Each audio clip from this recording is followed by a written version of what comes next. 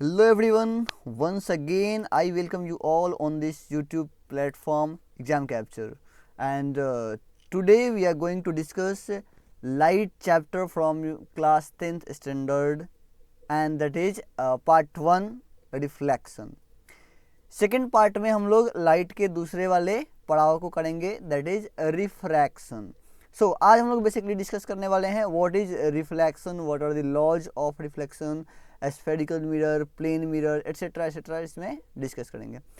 चलिए देखते हैं बेसिक से. Light is a form of energy. Light energy का एक फॉर्म होता है which is needed to see things around us. हमारे आसपास के चीज़ों को देखने के लिए लाइट का ज़रूरत पड़ता है हमें.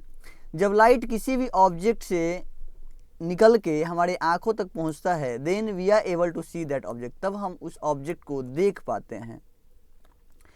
ऑब्जेक्ट जो जिनका अपना लाइट होता है, जो ऑब्जेक्ट लाइट एमिट करते हैं, उनको ल्यूमिनस ऑब्जेक्ट बोला जाता है, जैसे कि sun, stars, torch, bulb etcetera. Light travel करता है हमेशा स्ट्रेट लाइन में. Nature of light, basically nature of light को लेके साइंटिस्ट का अलग अलग मत रहा है.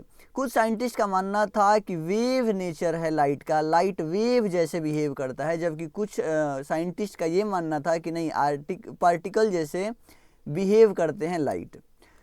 लेकिन अगर हम बात करें वेव थ्योरी का, कि वेव थ्योरी में होता क्या है, अगर लाइट वेव जैसे बिहेव करता है तो होता क्या है इसमें, तो वो साइंटिस्ट बताए थे जिन्होंने जो लोग इस मत को फेवर करते थे कि नहीं, लाइट हैज़ वेव नेचर. सो वो बताते थे कि light consist of electromagnetic waves. वो लोग बताते थे कि इलेक्ट्रोमैग्नेटिक वेव से लाइट बना हुआ है, which do not require material medium for their propagation. इसका मतलब ये हुआ कि लाइट एक इलेक्ट्रोमैग्नेटिक वेव की तरह है और लाइट को प्रोपगेशन के लिए कोई भी मीडियम नहीं चाहिए, जैसे कि वेव को प्रोपगेशन के लिए मीडियम रिक्वायर नहीं होता है. स्पीड लाइट का 3 × 10⁸ मीटर पर सेकेंड होता है.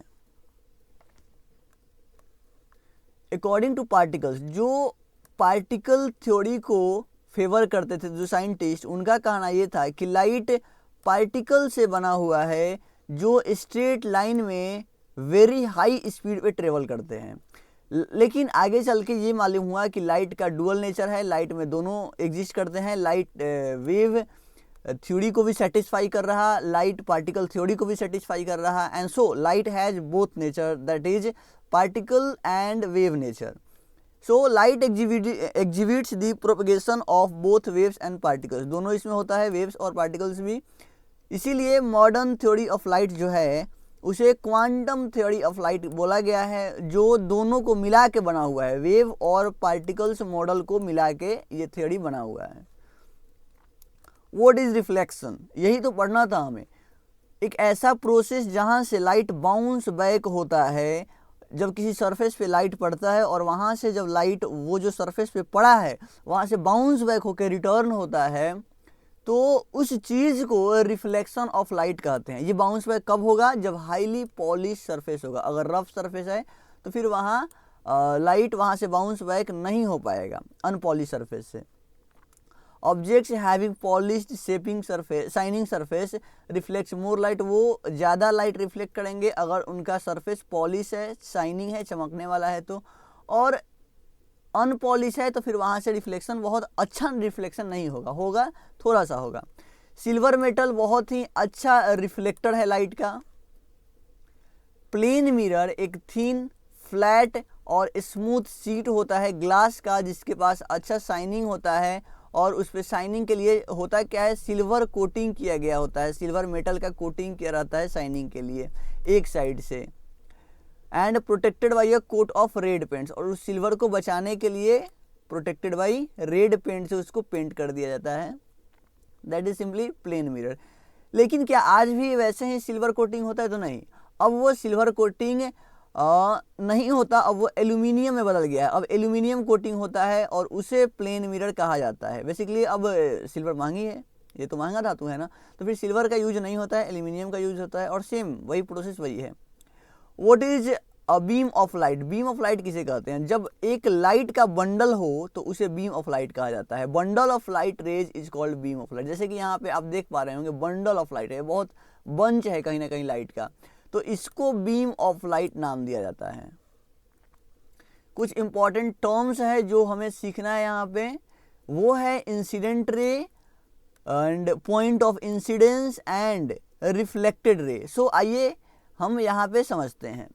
जो लाइट रेज डायरेक्टली आती है और सरफेस को हीट करती है, प्लेन मिरर को सरफेस को हीट करती हैं, तो ये होती हैं इंसिडेंट रे, और जो यहाँ से टकराने के बाद वापस होती हैं वो होती हैं रिफ्लेक्टेड रे। उसके बाद जिस पॉइंट पे ये इंसिडेंस रे आके हिट किया है, इस पॉइंट पे ये होता है पॉइंट ऑफ इंसिडेंस, और यहाँ पे एक नॉर्मल होता है जो कि सरफेस के परपेंडिकुलर होता है। ठीक है, आगे क्या समझना हमको कि ये इंसिडेंट रे जो है और ये नॉर्मल जो है, इन दोनों के बीच का एंगल जो फॉर्म हो रहा उसे एंगल ऑफ इंसिडेंस के नाम देते हैं। और जब ये रिटर्न होगा, रिफ्लेक्ट होगा, तो रिफ्लेक्टेड रे जो एंगल बना रहा है नॉर्मल के साथ उसे एंगल ऑफ रिफ्लेक्शन कहा जाएगा। और ये आई जो है एंगल ऑफ इंसिडेंस इस आर के इक्वल होगा, एंगल आई जो है वो इक्वल होगा एंगल आर के। यहाँ से ये समझना ज़रूरी है हमको, ये आगे पढ़ना है हमको, इसीलिए पहले ही बता दिए। नॉर्मल क्या है? तो एक लाइन है, ये रे नहीं होता है नॉर्मल एक लाइन है, राइट एंगल होता है। पॉइंट ऑफ इंसिडेंस हम लोग देख लिए क्या होता है, angle of reflection, angle of incidence देख लिए। So let's move on. Laws of reflection of light, reflection of light का लॉज क्या क्या है? तो पहला लॉ मैं डिस्कस कर चुका हूँ, एक लॉ तो कि आई इक्वल टू आर होता है, angle of incidence equal to angle of reflection होता है। और एक लॉ क्या बोलता है कि इंसिडेंट रे, रिफ्लेक्टेड रे और नॉर्मल ये तीनों सेम प्लेन में होंगे, ये भी हम लोग देख चुके हैं पहले ही। Ray of light which is incident normally on a mirror is reflected back along the same path. अगर इस मिरर पे अगर नॉर्मली मतलब ऐसे परपेंडिकुलरली इंसिडेंस हो रहा है कोई लाइट, तो फिर रिटर्न भी होगा, मतलब रिफ्लेक्ट भी होगा सेम पाथ पे ही। यही कहा जा रहा है बेसिकली इस पॉइंट में।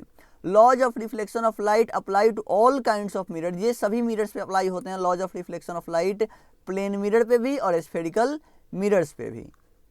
रेगुलर रिफ्लेक्शन क्या होता है और डिफ्यूज रिफ्लेक्शन क्या होता है? बेसिकली जब सरफेस स्मूथ हो और वहाँ से रिफ्लेक्शन जो पैरेलल रेज आया हुआ है, इंसिडेंट रे जो पैरेलल आया हुआ है, वो रिफ्लेक्ट होने के बाद अगर पैरेलल ही रिटर्न हो जाता है तो फिर उसे बोला जाता है रेगुलर रिफ्लेक्शन, और ये स्मूथ सरफेस पे होता है। So what is diffuse reflection?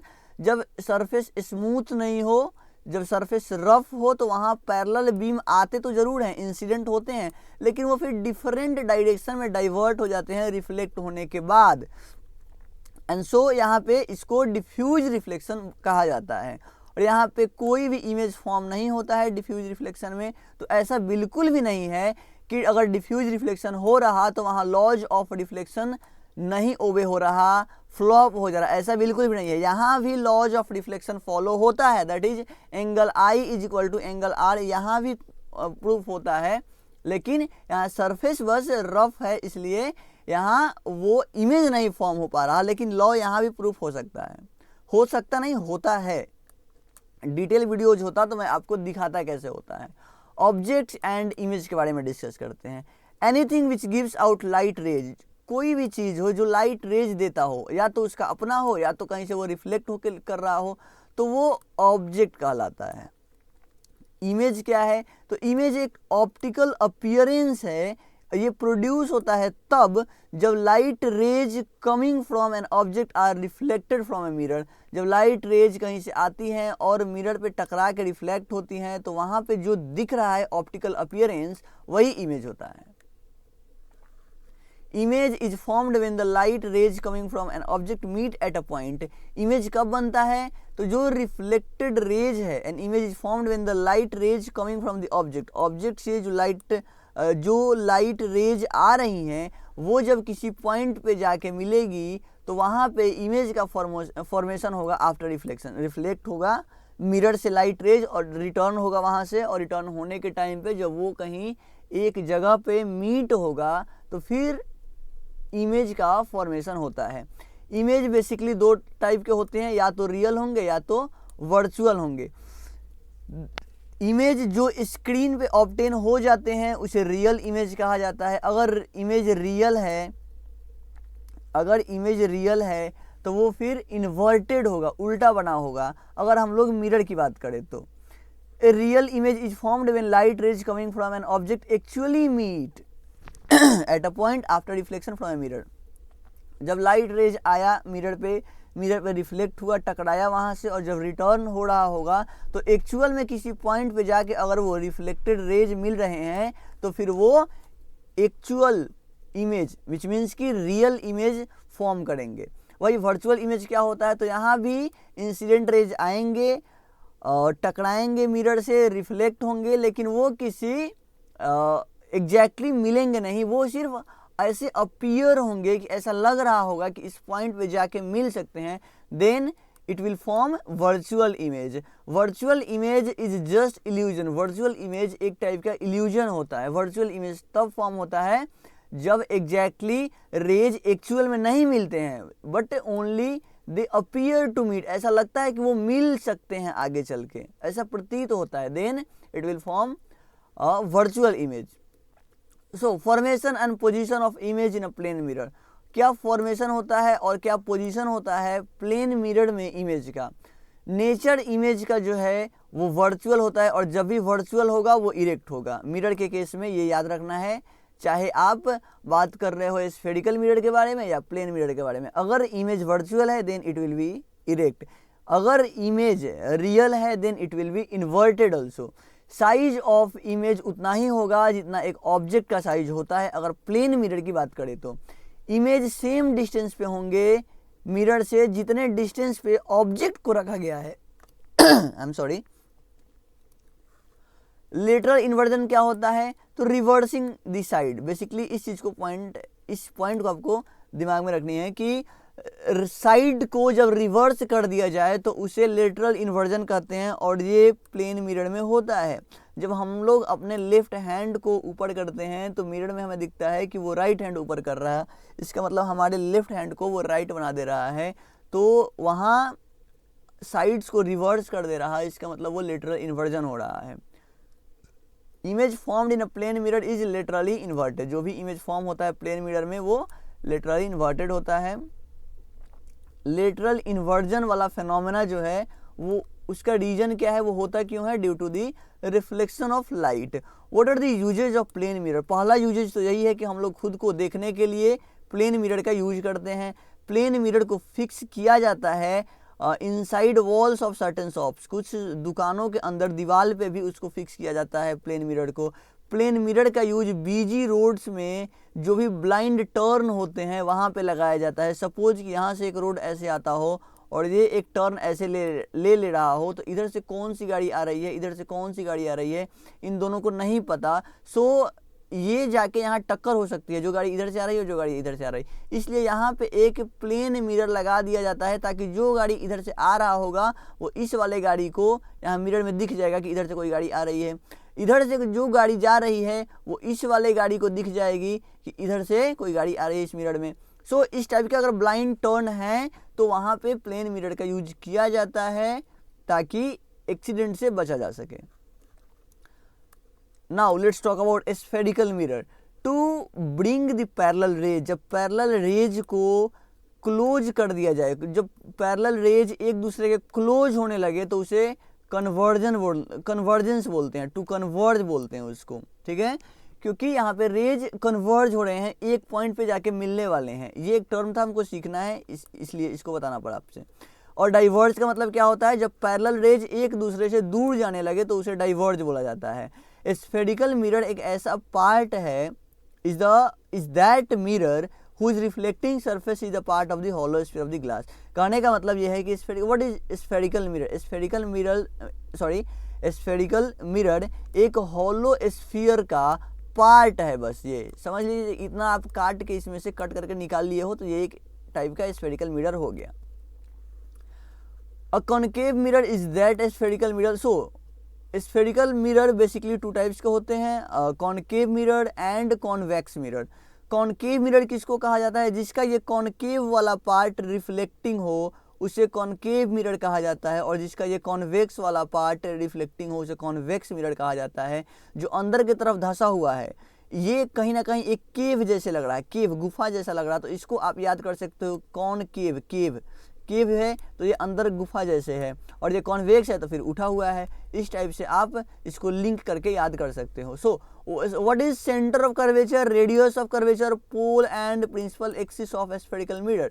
Spherical mirror में क्या होता है? सेंटर ऑफ कर्वेचर क्या होता है, रेडियस ऑफ कर्वेचर, पोल क्या होते हैं, प्रिंसिपल एक्सिस क्या होते हैं स्फेरिकल मिरर्स के अंदर।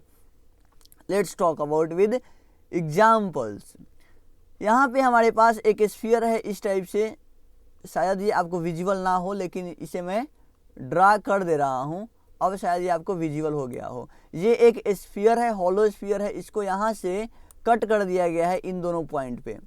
इन दोनों पॉइंट पे जब आप कट कर दिए हो तो कहीं ना कहीं ये एक स्फीयर था और स्फीयर का ये सेंटर था। इस सेंटर को ही सेंटर ऑफ कर्वेचर कहा जाता है, इस सेंटर को ही सेंटर ऑफ कर्वेचर कहा जाता है। और इस सेंटर से लेके यहाँ तक का डिस्टेंस रेडियस होता है, और इसी रेडियस को रेडियस ऑफ कर्वेचर के नाम से जाना जाता है। अगेन जो ये पूरा सरफेस है, रिफ्लेक्टिंग सरफेस, ये मिरर का जो सरफेस है, इसके मिड पॉइंट जो ये है, यहाँ पे मिड पॉइंट है, इस मिड पॉइंट को पोल के नाम से जाना जाता है। एंड इस पोल से और इस सेंटर ऑफ कर्वेचर से जो लाइन पास हो रहा है, ये लाइन जो पास हो रहा है, इस लाइन को कहा जाता है प्रिंसिपल एक्सिस। इस लाइन को कहा जाता है प्रिंसिपल एक्सिस। आगे मूव करते हैं, और ये जो सरफेस है जितना हम लोग इसमें से काट के निकाल लिए हैं इसको अपर्चर कहा जाता है, इसे अपर्चर कहा जाता है। हम लोग टोटल डिस्कस कर लिए इसमें। तो ये था हमारा कॉनकेव मिरर, क्योंकि इसका रिफ्लेक्टिंग सरफेस इधर है, और ये हुआ हमारा कॉन्वेक्स मिरर क्योंकि इसका रिफ्लेक्टिंग सरफेस बाहर की तरफ है।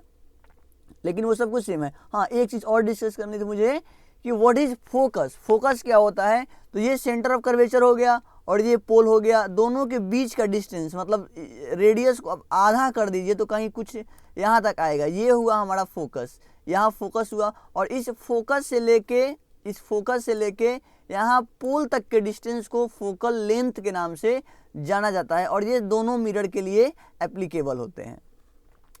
प्रिंसिपल फोकस बता दिया हूँ मैं, फोकल लेंथ भी बता दिया। प्रिंसिपल फोकस क्या होते हैं? तो वही जो दोनों जो मिरर के बीच का पॉइंट है। Principal focus of concave mirror is a point on its principal axis पे जो पॉइंट होता है उसे प्रिंसिपल फोकस कहा जाता है।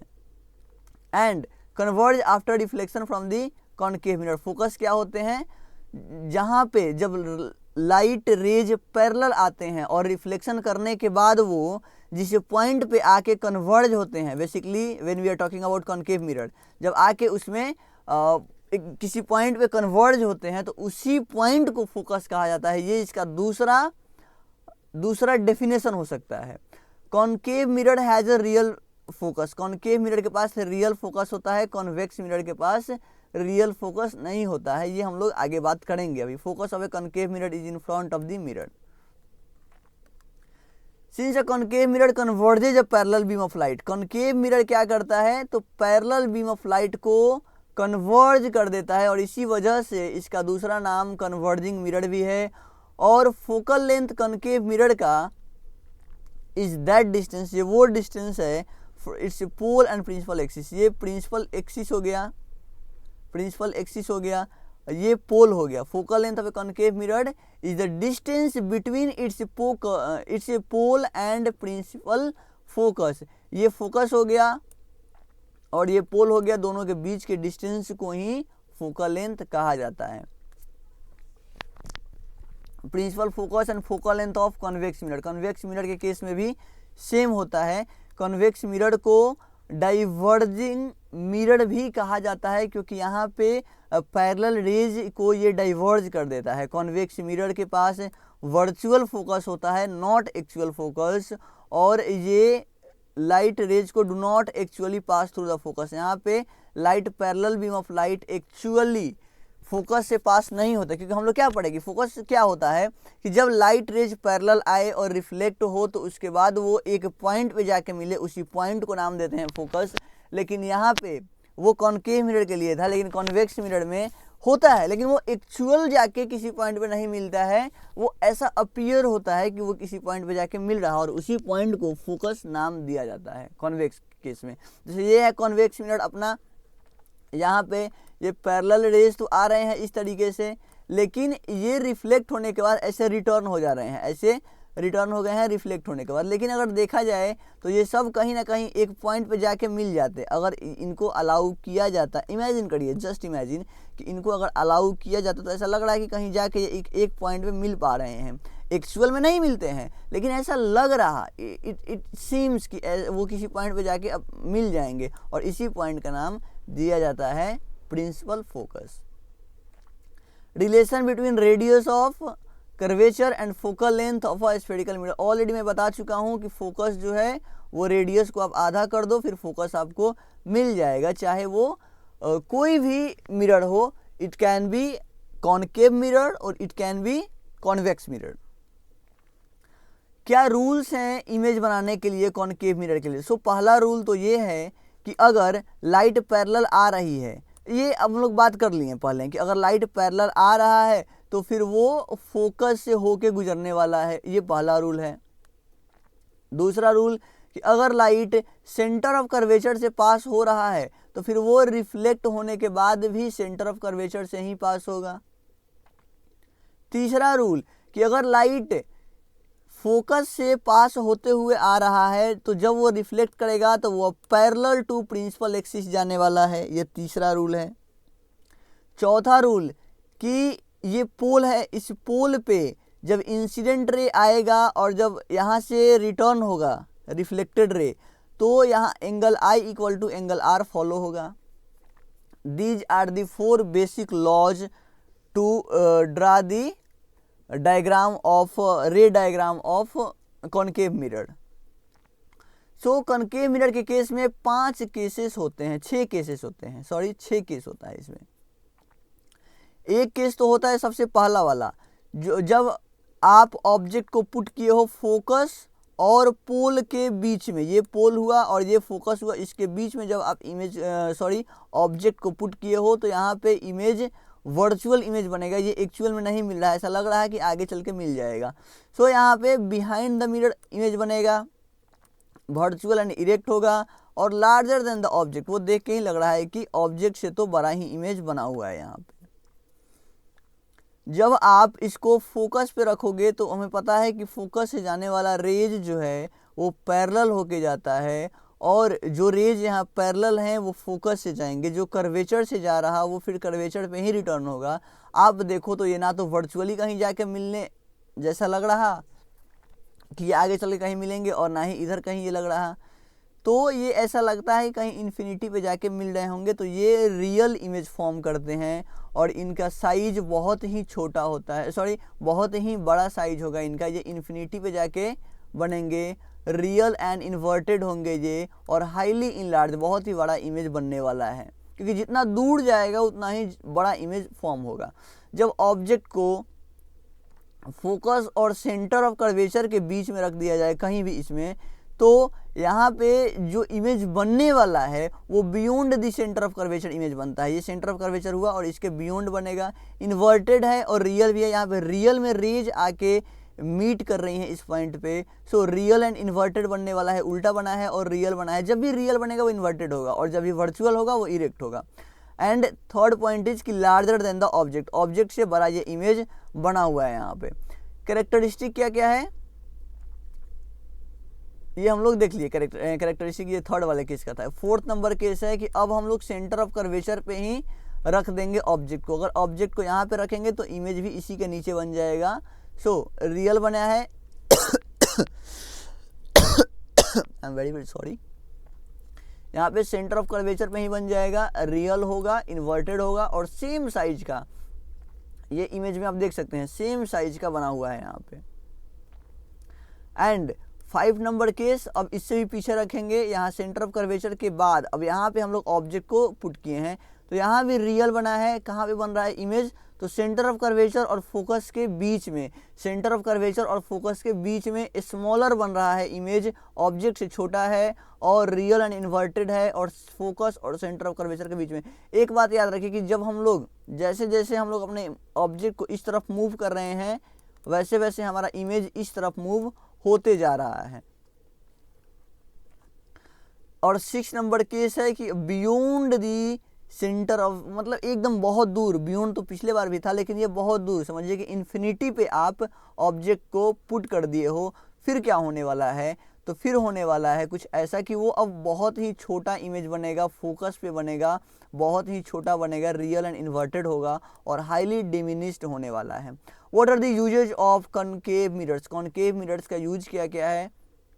तो सबसे पहला और बेसिक यूज तो है सैलून में, जहाँ पे शेविंग करने के लिए शेविंग मिरर्स के तौर पे इसे यूज किया जाता है। कॉनकेव मिरर का यूज डेंटिस्ट भी करते हैं दांतों के साइज को बड़ा करके देखने के लिए।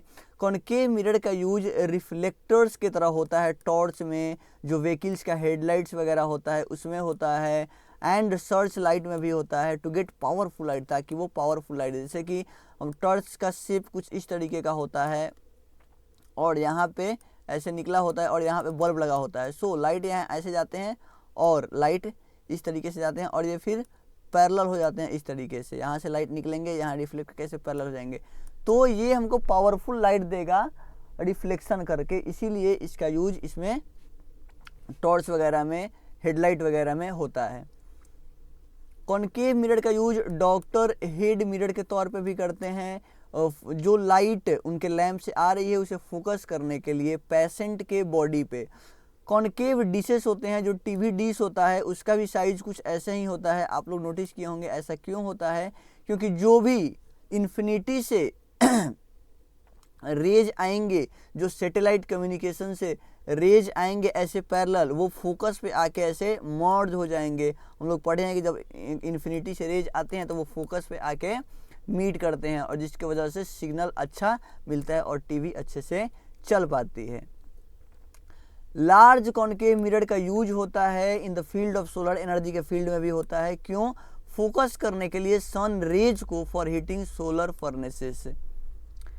Now let's discuss about sign convention for spherical mirror के लिए साइन कन्वेंशन क्या होता है। तो ये हुआ हमारा कॉनकेव मिरर इस टाइप से, इसके पोल पे आप बस एक कोऑर्डिनेट ऐसे ड्रा कर दीजिए और फिर साइन आप खुद से डिसाइड कर सकते हैं। देखिए इस तरफ जब हम लोग राइट में चलते हैं तो इधर का साइन पॉजिटिव होता है, लेफ्ट में चलते हैं तो इधर नेगेटिव होता है। मैथ की बात कर रहा हूँ मैं अभी। ऊपर चलते हैं तो पॉजिटिव होता है और इससे एक्स एक्सिस के नीचे बात करते हैं तो वो नेगेटिव होता है। तो समझने वाली बात यह है कि अगर कभी इमेज इस तरफ बन रहा है, इमेज अगर कभी इस तरफ बन रहा है फिर तो वो पॉजिटिव डिस्टेंस होगा, इमेज डिस्टेंस पॉजिटिव होगा, लेकिन ऑब्जेक्ट को हमेशा इस तरफ ही पुट किया जाता है। So object distance concave mirror के केस में हमेशा नेगेटिव होने वाला है। और क्या इसमें समझने वाली बात है कि अगर इमेज ऐसे इन्वर्टेड बन जा रहा है, अगर इन्वर्टेड होगा तो फिर height of the image negative होने वाला है, और अगर ये ऊपर बन रहा है तो फिर पॉजिटिव होने वाला है। हाँ, कॉनकेव मिरर का फोकस भी इधर ही होता है कॉनकेव मिरर का फोकस भी इधर ही होता है और इधर फोकस होता है, मतलब कि ये तो नेगेटिव है, तो कॉनकेव मिरर का फोकस नेगेटिव होता है। ये बात आपको याद रखना है, ये न्यूमेरिकल्स बनाने में काफ़ी हेल्प करने वाले हैं आपको। सो हम लोग सब कुछ डिस्कस कर लिए हैं यहाँ पे कि mirror to the left side will be negative, mirror के लेफ्ट साइड को नेगेटिव बोलते हैं और मिरर के राइट साइड को पॉजिटिव बोलते हैं। सब कुछ हम लोग देख लिए। कुछ इंपॉर्टेंट कंक्लूजन क्या निकला यहाँ से कि ऑब्जेक्ट डिस्टेंस ऑलवेज नेगेटिव, हमेशा आप ऑब्जेक्ट को लेफ्ट साइड में रखिएगा ही और उसके वजह से ऑब्जेक्ट डिस्टेंस हमेशा नेगेटिव होने वाला है। इमेज डिस्टेंस को भी से रिप्रेजेंट किया जाता है और भी कैन बी पॉजिटिव और नेगेटिव, भी पॉजिटिव भी हो सकता है नेगेटिव भी हो सकता है। अगर भी राइट साइड में आ रहा है तो पॉजिटिव होगा, लेफ्ट साइड में आ रहा है तो नेगेटिव होगा। Image distance will be negative. अगर इमेज लेफ्ट साइड में हो रहा है, in front of the mirror अगर इमेज बन रहा तो वो फिर इमेज डिस्टेंस नेगेटिव होगा। इमेज डिस्टेंस भी for a convex mirror will be always positive. Image distance convex mirror के केस में हमेशा पॉजिटिव होगा, क्योंकि कॉन्वेक्स मिरर कुछ इस टाइप के होते हैं, इधर से पेंटेड होंगे, इनका इमेज हमेशा इस तरफ ही बनता है, इनका इमेज हमेशा वर्चुअल और इस तरफ ही बनता है, वर्चुअल इरेक्ट और इस तरफ इमेज बनता है। ऑब्जेक्ट आप इस तरफ रखते हो तो ऑपोजिट साइड बन रहा, ऑपोजिट साइड बन रहा मतलब पॉजिटिव होगा इनका इमेज डिस्टेंस, लेकिन ऑब्जेक्ट डिस्टेंस तो नेगेटिव ही होगा क्योंकि ऑब्जेक्ट तो आप लेफ्ट साइड ही पुट करोगे। फोकल लेंथ कॉन्वेक्स मिरर का पॉजिटिव होगा क्योंकि इसका फोकल लेंथ इधर ही पड़ता है, तो वर्चुअल फोकल होता है, इसका फोकस होता है, सो इसका फोकल लेंथ भी पॉजिटिव होगा। एग्जाम्पल यहाँ पे है, यहाँ पे इमेज के साथ समझते हैं। ये हुआ कॉनकेव मिरर, कॉनकेव मिरर के लेफ्ट में ये फोकस आ रहा, सो इसका फोकस नेगेटिव होता है। और ये हुआ कॉन्वेक्स मिरर, कॉन्वेक्स मिरर का यहाँ पे अगर हम कोऑर्डिनेट ड्रा कर देते हैं इसके पोल के पास, तो इसके राइट में फोकस आ रहा, सो इसका फोकल लेंथ पॉजिटिव होता है। अगर इमेज इस एक्स एक्सिस के नीचे बन रहा है तो उसका हाइट को नेगेटिव लिया जाता है, अगर ऊपर बन रहा है तो फिर पॉजिटिव लिया जाता है। Height of an object, object को तो हमेशा आप ऐसे ही पुट करते हैं, ऐसा तो नहीं है कि ऑब्जेक्ट को आप नीचे पुट करोगे।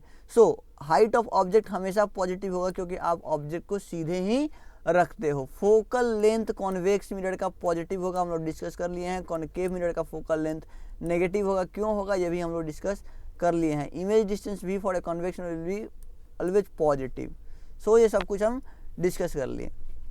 बात कर लेते हैं मिरर फार्मूला का। Mirror formula basically image distance that is v, object distance that is u and focal length that is f के बीच का रिलेशन देता है। और फार्मूला क्या होता है, 1/v plus 1/u equal to 1/f। What is linear magnification produced by mirrors, mirrors के द्वारा प्रोड्यूस किया हुआ लीनियर मैग्निफिकेशन क्या होता है। तो लीनियर मैग्निफिकेशन का मतलब होता है ratio of height of image with height of object. क्या इमेज का हाइट है उसे ऊपर रख दीजिए, क्या ऑब्जेक्ट का हाइट है उसे आप नीचे रख दीजिए, दोनों का यूनिट सेम होना चाहिए और वो जो यहाँ पे वैल्यू आएगा, जो रेशियो आएगा, उसे ही लीनियर मैग्निफिकेशन कहा जाता है। मैग्निफिकेशन अगर प्लस आ रहा है सो इमेज वर्चुअल है, अगर मैग्निफिकेशन माइनस आ रहा है तो इमेज रियल एंड इन्वर्टेड है। अगर m का वैल्यू ग्रेटर देन 1 है देन इमेज का साइज ऑब्जेक्ट से बड़ा होगा। अगर m का वैल्यू 1 से छोटा है तो इमेज का साइज ऑब्जेक्ट से छोटा होगा। और m का वैल्यू अगर एग्जैक्ट 1 आ गया इसका मतलब इमेज और ऑब्जेक्ट सेम साइज के हैं। मैग्निफिकेशन निकालने का दूसरा फॉर्मूला -v/u भी होता है। v means image distance and u means object distance होता है। क्या रूल्स हैं इमेज बनाने के लिए कॉन्वेक्स मिरर में, तो कॉन्वेक्स मिरर में भी सेम ही रूल है, ऐसा क्या कि रूल चेंज थोड़े हो जाएगा। तो यहाँ भी जो पैरेलल रेज आते हैं वो फोकस रिटर्न जब होंगे, रिफ्लेक्ट होके रिटर्न होंगे तो वो एग्जैक्टली तो फोकस से नहीं पास हो सकते क्योंकि कॉन्वेक्स मिरर के पास वर्चुअल फोकस होता है। तो ये ऐसा सीम्स होगा, ऐसा अपीयर होगा कि कहीं ना कहीं ये फोकस से ही निकल के आ रहा है, लेकिन ऐसा होता नहीं है। जो रे of light centre of curvature की तरफ जा रहे थे वो रिफ्लेक्ट होने के बाद सेंटर ऑफ कर्वेचर से ही रिटर्न भी होंगे। रे ऑफ लाइट जो फोकस पे जा रहे थे, जो अपीयर हो रहा है कि जो फोकस पे जा रहा, वो रिफ्लेक्ट होने के बाद पैरेलल टू प्रिंसिपल एक्सिस होके निकल जाएगा वहां से। Whenever with the position of object in front of a convex mirror, the image formed by a convex mirror is always behind the mirror. It is virtual and smaller than the object. ये matter नहीं करता कि object का क्या position है, object आप इस in front of mirror कहीं भी इधर पुट कर दो, लेकिन इमेज तो हमेशा वर्चुअल एंड इरेक्ट ही बनने वाला है। बिहाइंड द मिरर मतलब इस तरफ ही इमेज बनने वाला है। Formation of image by a convex mirror, convex mirror में कैसा इमेज बनता है, तो जब आप ऑब्जेक्ट को इन्फिनिटी पे रख दो, दूर से जब रेज आएंगे तो वो पैरेलल रेज हैं, तो कुछ इस टाइप का इमेज फॉर्मेशन होता है। यहाँ पे कैरेक्टरिस्टिक है behind the mirror at the focus, focus पे इमेज बनेगा, वर्चुअल और इरेक्ट होगा, हाईली डिमिनिश्ड। अगर फोकस पे बन रहा है तो बहुत ही छोटा इमेज बनेगा। जब ऑब्जेक्ट को आप प्लेस करोगे कहीं भी बिटवीन पी मतलब पोल एंड इन्फिनिटी, इन्फिनिटी और पी के बीच में कहीं भी आप in front of convex mirror आप ऑब्जेक्ट को पुट कर दो, जो इमेज बनने वाला है वो बिहाइंड द मिरर ही होगा और पोल और फोकस के बीच में ही होगा। सो वर्चुअल एंड इरेक्ट होगा और डिमिनिश्ड भी होगा, छोटा भी होगा। What are the uses of convex mirror. Uses क्या है कॉन्वेक्स मिरर का? कॉन्वेक्स मिरर का यूज होता है रियर व्यू मिरर में। सबसे इंपॉर्टेंट पॉइंट ये है, और ये बहुत सारे गवर्नमेंट एग्जाम्स का रिपीटेटिव क्वेश्चन है, आपके बोर्ड एग्जाम्स का भी ये रिपीटेटिव क्वेश्चन है कि कॉन्वेक्स मिरर का यूज कहाँ होता है, या फिर व्हीकल्स के रियर व्यू मिरर्स में कौन से मिरर्स का यूज किया जाता है। इस टाइप से क्वेश्चन को घुमा घुमा के अलग अलग तरीकों से पूछा जा सकता है। सो कॉन्वेक्स मिरर का यूज होता है रियर व्यू मिरर व्हीकल्स में to see the traffic at the rear side के ट्रैफिक को देखने के लिए। बिग कॉन्वेक्स मिरर का यूज होता है सोप सिक्योरिटी मिरर के लिए भी।